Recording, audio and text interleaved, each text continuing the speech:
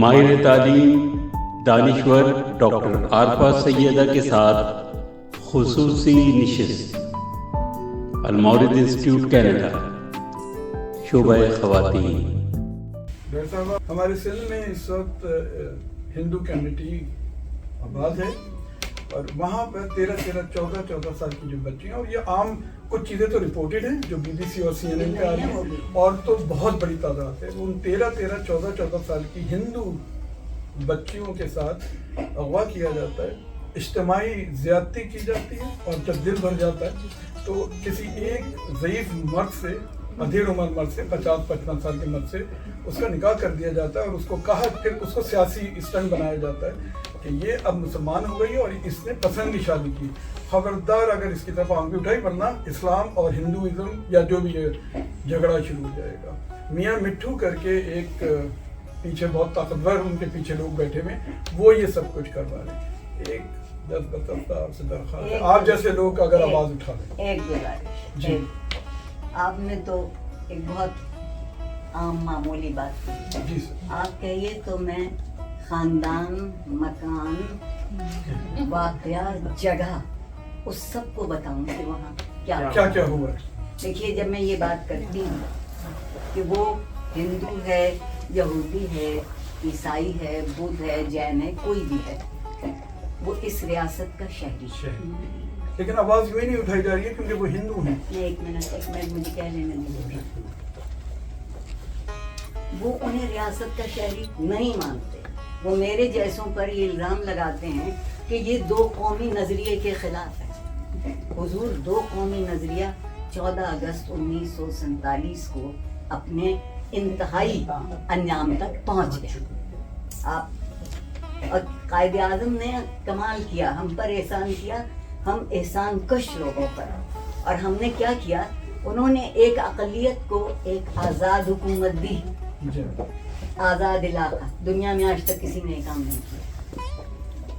میں تاریخ کی بہت معمولی طالب علم ہوں، مگر دنیا میں آج تک کسی نے نہیں کیا کہ ایک اقلیت کے لیے ایک اور ہم اپنی اقلیتوں کے ساتھ کیا کرتے ہیں، جو کل پرسوں جڑاوالا نے کیا ہے اور جو ہوتا رہتا ہے۔ آپ بالکل صحیح بات کہہ رہے ہیں، اور میں بڑی گستاخی کی بات کہہ رہی ہوں، مجھے معاف کر دیجیے۔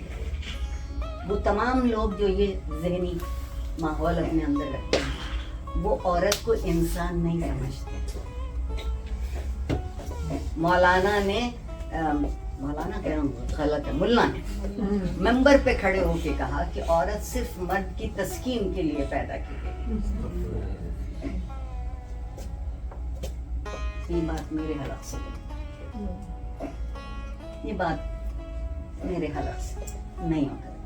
جو کچھ آپ کہہ رہے ہیں، آپ نے بہت سنجیدگی اور بہت تہذیب سے اس پر بہت سارا ٹھنڈا پانی ڈال کے وہ بات کی، اس سے زیادہ مکروہ صورت ہے۔ ایک کر کے سوال آپ کر سکتے ہیں، اپنا نام اور اپنا سوال۔ میرا نام نائلہ ہے۔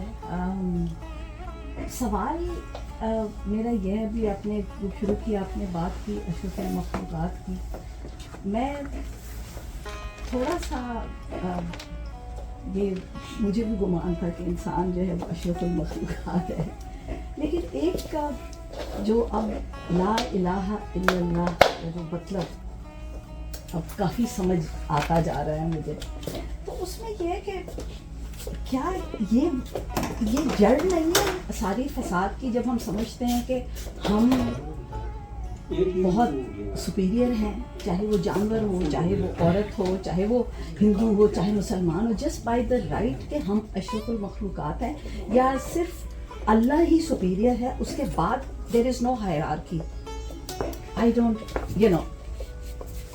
تو یہ لیکن یہ کانسیپٹ ہے جو کہ جب میں چھوٹی تھی اور جب وہ ہو رہی تھی تو یہ تھا، لیکن اب بالکل مت گھبرائیے، جی، تو لیکن کیا اس کی وجہ سے تو ہمیں پرابلم نہیں آ رہی کہ جب ہم اللہ کو، کیونکہ اب مجھے سمجھ آتا ہے کہ اگر آپ جانور کو بھی آپ اس کو ان ہیومن سچویشنز میں رکھتے تو وہ بھی آپ کے لیے حلال نہیں ہے، اگر وہ آپ نے اس کی وہ رسپیکٹ اس کو نہ دی ہو جو کہ ایک جانور کی ہے۔ تو اس کی وجہ سے یو تھنک کہ مجھ بیوقوف نے اپنے لیے حلال اور حرام کی بہت آسان ترکیب ڈھونڈ لی ہے. جو غیر اخلاقی ہے وہ حرام ہے جی اور جو اخلاقی ہے وہ حلال ہے. ختم.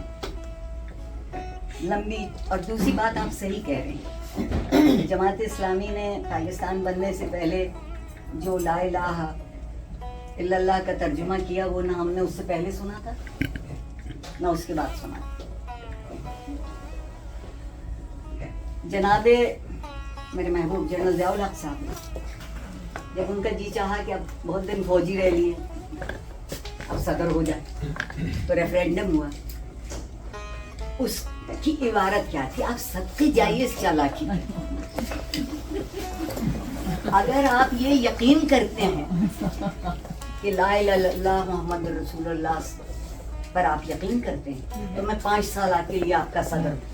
آپ یقین کریں تو مصیبت میں گئے, اور اگر آپ یہ کہہ دیں کہ نہیں کرتے, یہ ریفرینڈم کی یہ کاغذوں میں لکھا ہوا موجود ہے. اس کی پشپناہی کون کر رہا تھا؟ وہ جو دین کو تشت پہ لگا کے بیچتے رہتے ہیں, تجارت کا مال. اور یہ میرے محبوب تھے ضیاء الحق صاحب, جنہوں نے سیاست دانوں کو یہ عقل دی کہ حضور یہ بھول جائیے زمینداروں کو, ملک خان چودھری, ان کا ووٹ بینک کوئی بڑا نہیں ہے. ووٹ بینک تو ملا کا ہے, درسگاہ ہے, درگاہ ہے, مدرسہ ہے. ہاتھ پھیلائے کھڑے ہو جاؤ. ملا مجھ سے خفا ہو گئے تھے کہ پہلی تعلیم آپ دیتے ہیں عزت نفس ختم کر دو, جس سے جاؤ مانگ لو جا کے. یہ نیکی کا کام. آپ سوچیے تو صحیح, دین کے ساتھ تصور کیا ہے. اور 1947 سے پہلے ہم کہتے تھے کہ ہمیں اس لیے الگ ملک چاہیے تاکہ ہم ایک ہو کے زندہ رہ سکیں. مذہب کے لحاظ سے جتنا ہم تقسیم ہوئے 1947 کے بعد, پہلے نہیں. سرمایہ کے حساب سے, ذات پات کے حساب سے ہم نے لوگوں کے پیشوں کو ان کی ذات بنا دیا. موچی کوئی ذات نہیں ہے کسی کی. موچی ایک ہنر ہے, کام کرتا ہے. ہم نے اس صورت سے برتری کے اس میں رکھے. اور عورتوں کو چونکہ ہم نے صرف انگوٹھے کے قابل جانا, چاہے زبردستی لگوائے جائیں چاہے اس کی گردن پہ رکھے جائیں. اس لیے صرف معاملہ تصور طاقت کا ہے. جو آپ پر تنقید باہر سے ہوتی ہے, بہت لڑتی ہوں ان جگہوں میں بھی کہ اسلام میں عورت کی گنجائش نہیں ہے, یہ نہیں ہے, میں کہ نہیں. آپ کتاب پڑھیے, ساری گنجائش. جن کی حکومت ہے, جن کے ہاتھوں میں اختیار ہے, وہ حق کو اختیار بننے نہیں دیتی. مجھے نہیں معلوم کہ وہ یہ کیوں سمجھتے ہیں, بہت اکثریت مردوں کہ جب تک قبضہ اور زور اور گرفت اور طاقت نہیں ہوگی ان کی بڑائی کوئی نہیں مانے گا. اگر دل میں سوچیے تو اماں نے کم مارا, کم ڈانٹا ہے, مگر دل کے قریب اماں ہی زیادہ ہے. ابا کے تو بوٹ نظر آنے لگتے ہیں. کیا وجہ ہے؟ ہم دوسرے تک اختیار دیتے ہوئے کیوں گھبراتے ہیں؟ وہ اس کا حق ہے, اس کو دے دیجیے. آپ کا حق تو آپ سے کوئی نہیں مانتا. میری گزارش ہے. اب ایک سوال میرا المورد کے حوالے سے ہے. ہم نے جیسا میں نے شروع میں عرض کیا کہ خواتین کے لیے ہم کچھ کام کرنے کی کوشش کر رہے ہیں, اور کچھ خواتین جہاں موجود ہیں, میں چاہتا ہوں کہ آپ ان کو مخاطب ہو کے کچھ ایسی رہنمائی فرمائیں کہ کیا کس منہج پہ ہمیں کیا کام کر سکتے, کرنا چاہیے. پہلی گزارش آپ کی کہ چپدی کا شوربہ, میں کیا رہنمائی اور کیا ہدایت کر سکتی ہوں. میں صرف اتنی بات جانتی ہوں, ہم سب مرد ہیں یا عورت ہیں, بچے ہیں یا بڑے ہیں, چھوٹے ہیں یا, اگر ایک دوسرے کا خیال کرنا شروع کر دیں, میں عزت کا لفظ بھی استعمال نہیں کروں, ایک ذرا سا خیال کرنا شروع کریں تو بہت سی ناانصافی ختم ہو جائے گی. معاشرے میں جب زندگی گزارنے کی بنیادی شرط یہ ہوتی ہے کہ ہم حاکم اور تم محکوم, तो मामला तो फिर कभी एतबार और एतमाद तक नहीं आएगा। वफादारी बशर्ते उस्तवारी नहीं मैसर होगी। आप अच्छा, मैं उन लोगों में से हूँ जो बहुत खिलाफ हूँ इस बात के, कहते हैं औरतों के हुकूक, यानी हम कोई दूसरी चीज है, इंसान से अलग है, मखलूक ही दूसरी हो गई। औरतों के भी वही इंसानी हुकूक है, जीने का हक है, इज्जत का हक है, बराबर के मौके का हक है। कोई किसी और उसमें एक गड़बड़ हो गई है जिसका मैं एतराफ़ ले लेती हूँ। मुझसे तो जो मेरे बहुत पाकिस्तान में क्या कहना चाहिए फेमिनिस्ट दोस्त हैं मेरे, वो मुझसे बहुत खफा, बहुत खफा, क्योंकि मैं नहीं मानती कि औरतों के हक कोई अलग है। औरतों के हक वही हैं जो इंसानों के हक होते हैं। जिंदगी में जिम्मेदारियां बदलती हैं, हक नहीं बदलते, जिम्मेदारी बदल जाती। लेकिन आप देखिए, मैंने एक तो मुझे कभी कोई अंग्रेजी नहीं बोलने देता, उनका ख्याल है मैं बहुत ही खराब अंग्रेजी बोलती लेकिन वो तकरीर मैंने अंग्रेजी में करती थी क्योंकि वो अंग्रेजी शनासा लोग थे। और मैंने ये कहा था कि I don't wish to live in a masculine world, neither do I wish to live in a feminine world. I wish to live in a human world. बस बात इतनी। डॉक्टर साहिबा लम्स में उर्दू इंग्लिश में पढ़ाती थी। पहला कोर्स तो बिल्कुल ही बहुत सही था, बहुत सही था। पहला कोर्स पढ़ाने खड़ी हुई, पता चला कि बाबर अली साहब की क्या बात है, उन्होंने बहुत लाड किया मेरा। सवाल ये है कि हम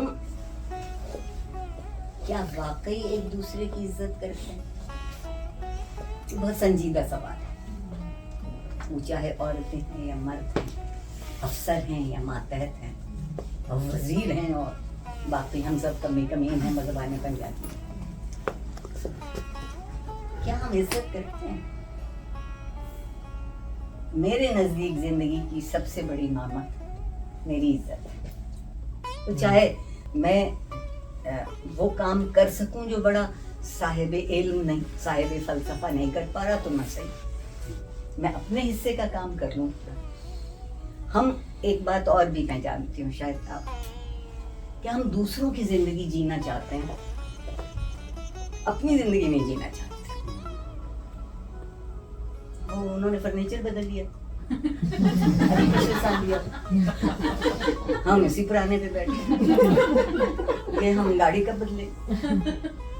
जो एक अजीब चीज है, मेरा जी चाहता है लोग तकलीद करें, कोई कहे भाई बहुत खुश रहते हैं, थोड़े में भी खुश रहते हैं, मगन रहते हैं, चलो इनसे सीखते हैं कि ये क्यों इस तरह से खुश हैं। हम अपने, अब हम, पहले मेरे शागिर्द होते थे, अब बहुत पुराना पापी उस्ताद, अब मेरे क्लाइंट होते हैं। शागिर्द साहब जो चाहते थे कह सकते थे, जिस तरह चाहते थे समझा सकते थे। क्लाइंट के अब्बा आस्तीने चढ़ा के आपने यार सैयदा आपकी औकात क्या है कि आप मेरे बच्चे से कुछ कहें, हम फीस देते हैं तो आपको तनख्वाह मिलती है। तकब्बुर के इस आलम में सब कुछ सीख सकते हैं आप, इल्म नहीं सीख सकते, तहजीब नहीं सीख। और मेरे नज़दीक परवरदिगार की तमन्ना ये थी कि हम बनी आदम रहें सो रहें, इंसान भी हो जाएं, एक मुहज़्ज़ब हो जाएं थोड़ा सा। और हमसे क्या अच्छी बात कही कि अगर अपनी कोई लेगेसी छोड़ के जाना चाहते हो तो वो हक और सब्र की होनी चाहिए। सब्र सिर्फ एक नहीं करता, औरतें सब्र करेंगी, मर्द जबर करेंगे, ये नहीं हो सकता। औरतें हक पर रहेंगी और उनका जी चाहेगा जितना ना हक करना चाहें वो करते नहीं। ये बात हर एक, ये बात हर एक है। परवरदिगार का खिताब इंसानों से, और मैं आपके साथ हूँ। अगर हम जिंदगी की इज्जत नहीं करते, जो आप जानवर हैं, दरख्त हैं, आप चलिए पाकिस्तान आपको दिखाएं। हमने अभी पिछले साल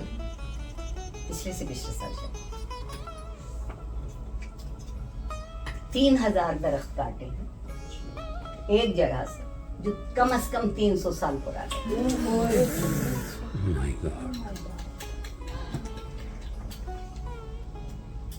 और हमें शेफर्ड मखलूक। और फिर अच्छा हुआ ना इस साल लाहौर में दर्जे हरारत 57 तक गया। मुल्तान में उससे पिछले साल 70,000 आमों के दरख्त काटे। 70,000। और कौन सा आम? समर बहिश्त, जो हमें सूंघने को नहीं मिलता, पाकिस्तान में नहीं बिकता वो, मगर क्या आम होता है समर बहिश्त। अगर होता होगा समर बहिश्त, हम पहले अपनी बहिश्त यहाँ सीमेंट से तो बना लेते, फिर देखिए DHA बनती है, और DHA में हम सब रहने जाते हैं। पहले मकीन बड़ा होता था, अब मकान बड़ा होता है। आपने जिंदगी की तरजीहात बदल दी।